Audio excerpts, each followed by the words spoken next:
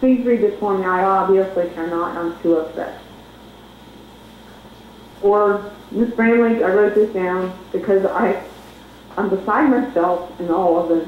No, I think you should say it. I mean, don't give it to the lawyer. I think you should say it and let it be natural. Let it all come out. And it'll be good, you know, like compose yourself. Like take a breath. If it takes you a minute or 2 minutes to kind of get yourself together, do that. Let everybody watch the pain and struggle you're going through and compose yourself and keep on going. Well, and I'll try. I'm going to try. Because there's a lot of pain. There's pain beyond. And I know you carry a lot of it. And I'm tired. Tony, I'm so sorry. I'm so tired. And I'm so sorry. And I thank you for not dying. And thank you for living. And I thank you for fighting my fight. I thank you from the bottom of my heart. I'm sorry that as a mother I'm pathetic. And I'm put you through this. And that's true. I cannot say any more to you. I'm sorry. I appreciate that. I appreciate that. You are 30 years old, and I had nothing else to say other than in my heart I felt like I could. I know the reasons. I know the reasons. But I mean, I feel like I got a mother with me now, so. That's a good start, and I think that's, I don't know, I mean, that's... It's a start, but you know, I never finished, and I screwed up all the time. I really screwed up. And I can't tell you how enough I'm sorry. And I blame a lot of this because in today's society, no matter how screwed up the world is, people are truly, truly trying to say, stop. Stop the bullying, stop the oppression, stop being mean. Yeah, right. You're hurting people. Yeah. And it's everywhere. It isn't just in my household. It is everywhere. Well, it sucks because out in this world, like, I have bullshit to deal with on a day-to-day basis anyways, but I got a motherfucking daddy who wants to fucking make it worse. I mean, he don't know shit about life is what that means. I have to go through a struggle and he's got to put extra shit on me. He don't know nothing about life. I mean, fuck him. He's been through a struggle. He knew it was poor. He knew how it was to be out here by himself, and he wants to fuck me. Like, man, that's some bullshit. He's 30. How old is he? How old is he? He's 51 years old? You're a 51-year-old baby. You're a 51-year-old crybaby. You need to grow the fuck up and be a man. Be a man who takes care of his wife and kids. Let's mention crybaby. Crybaby. Why you gotta go to mommy every time something happens?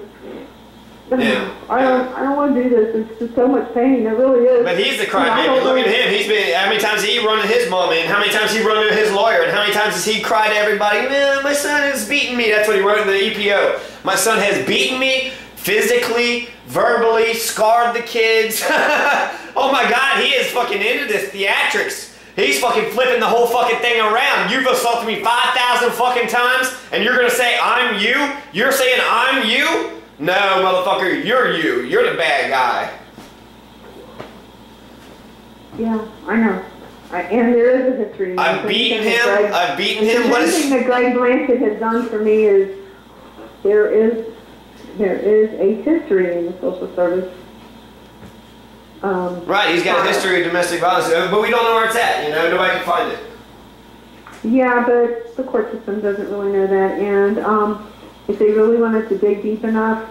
I think just saying he has a history of domestic violence and then start naming some of the incidents, I think that's testimony, and witness testimony is a form of evidence.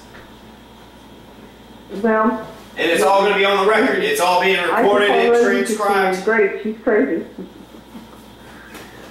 Oh, Lord, I just wanted to stop. Yeah, me too. Me too. I mean, to let you know some other things that's going on, I got a phone call today, the orphanage, they want to interview me, so I'm on my way to getting a job. I was going to wait for the DVO in order to apply, but I think I'm just kind of getting comfortable that I'm always going to have this, you know, fucking scar with me forever, so I'll just have to go and explain it. For my classes, I have to observe a teacher, and I did that for the last 2 days. So I was in a classroom, social studies teacher in a high school, and a very diverse high school. There's Muslims, and there was black people, and there was Mexicans, and there's Africans, and there's very diverse. It's nothing I've ever seen. I can't wait to get in there and actually start teaching them all about all U.S. history, not just white America, but all U.S. history, since we are a nation of immigrants.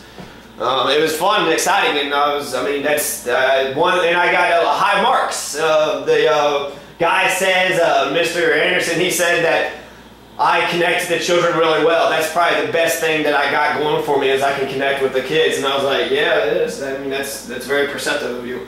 Miss Harper, I observed with her, and she said also that she's got my back. I got your back. I got your back. So she validates me to the point where it's like, yeah, hell yeah, we would love to have somebody like you in the classroom. So that feels great. That feels great. Like when I was living at Todd's house, his ex-wife said that she talked to Dot, and Dot said, well, he could have applied for a job and he could have got one, but not now after all this. So I was like, fuck you. If anything, I think this makes me a stronger person. It makes me stand up against bullies, stand up against intimidation, stand up against coercion. And when I'm in the school system and I see a kid with a black eye and a kid comes to me and says, hey, this is happening, you know, first of all, it's legal, you have to report it, but I will report it and go to stand and go to bat for this guy, because I know exactly what the fuck it feels like. So, if anything, my scars and my pain makes me a better man. I agree. I mean, you sound very strong. Like I can only. Yeah, I feel strong now, but I say cuss words sometimes. I think I gotta, I don't know, I think I just have to, you know, censor myself and replace them. Look, I am really, this is messed up. You know, it's not all fucked up, it's messed up. This is really messed up. Oh, I had somebody that was saying freaking all the time. I think it was every other word. And just because you're going to be in the courtroom, you might want to practice, but, and they'll definitely frown on it. But I said, I think instead of that word, you should say friendly. Can't you just say friendly? And so they started thinking about it, and they put friendly in it, and they're like, I really do say that word a lot. I'm like, I know. So it's just kind of funny, you don't. I did a demonstration in front of the principal of Manual High School, and like at the very end, he was asking me about my education, and I was like, no, but seriously, fuck my education. And later on, he was like, well, I think you cuss because you haven't had enough practice speaking in front of people and people listening to you. So you use that as an intensifier to make, you know, to drive home your point. But if you're in front of a receptive audience, they'll listen to you. You just got to practice speaking without having to cuss. So that's my deal. Even the fucking Egyptian woman said when she first started talking to me, it sounded like to her, because I was just like, just telling her a bunch of stuff, just kind of about Kentucky statistics and how kind of it wasn't so great in America. But she said it sounded like I never had anybody listen to me. Well, so she's saying you're insecure, and I was just listening. No, yeah. I mean, that's yeah. I mean, in a way. But like, it was good because she kind of showed her perspective of what she kind of thought about me, and so that's interesting. I mean, that's why am I like reaching out to across the world to, you know, some little Muslim. Yeah. Why are you talking to an Egyptian woman all across the world just for somebody to truly understand? Yeah, it's the only one that gave a shit. The only one that actually. But you know what? I think I was on Avon, and they came out with a domestic violence. They're fighting against domestic violence. Mary Kay is fighting. Mary Kay Makeup is fighting against domestic violence. The schools are fighting against bullying. Right. And it's all the same thing. It's all the same thing. And there is a part of me that also wants. There's so many things I could say in the courtroom tomorrow. Really, school systems fighting bullying. Quite apparent what's going on here is oppression, which is the same form of bullying, and you're going against the victim. Yep. Again. Yep. So when the victims win here? When do they win? Number one state for child deaths and child abuse cases? Kentucky. Because it's a rural area and that's how we do it? Yeah, it's a patriarchal society. It's a I can man's bring world. you in the world and I can take you out. Yep, man's world. But not only that, we're also number one for animal abuse, spousal abuse, elder abuse, and child abuse. But number one, death. I mean, we beat our kids to death is what that statistic says.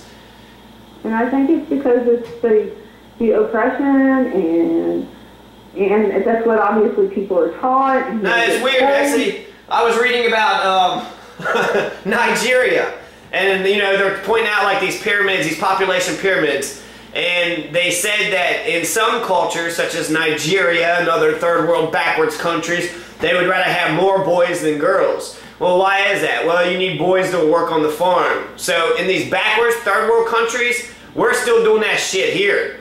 I'm talking to these French people, and they say what they see in America is we're young. So in France, they got all this, they've been like, you know, a civilization for 1,000 years, so they got all this architecture, and they got all these customs, and they do things in a certain way. But here, it's just like we're just starting. We're just starting. So, I mean, that's kind of an illuminating perspective, and I think that's what's happening. I mean, why is it so widespread and prevalent? Why is there child abuse? Why do men get away with beating their women and beating their kids, and nobody gives a shit? Why is there so many murder suicides in Gouth County? Why is there so many you know, just suicides and child, you know, all those kids that died when I was, you know, in high school? Why did all that shit happen?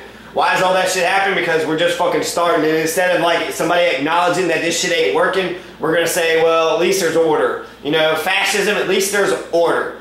If there's not a strong man oppressing, if the police ain't telling everybody what to do and beating them all up, then it's just gonna be chaos, and everybody's gonna be running around with their head cut off, and there's gonna be all this violence and insanity and craziness. Which isn't the case. I don't think you need one strong fucking person in a room to, you know, declare order. I think I've hung out work together and tell each other they're in it together, you know, and make them grow.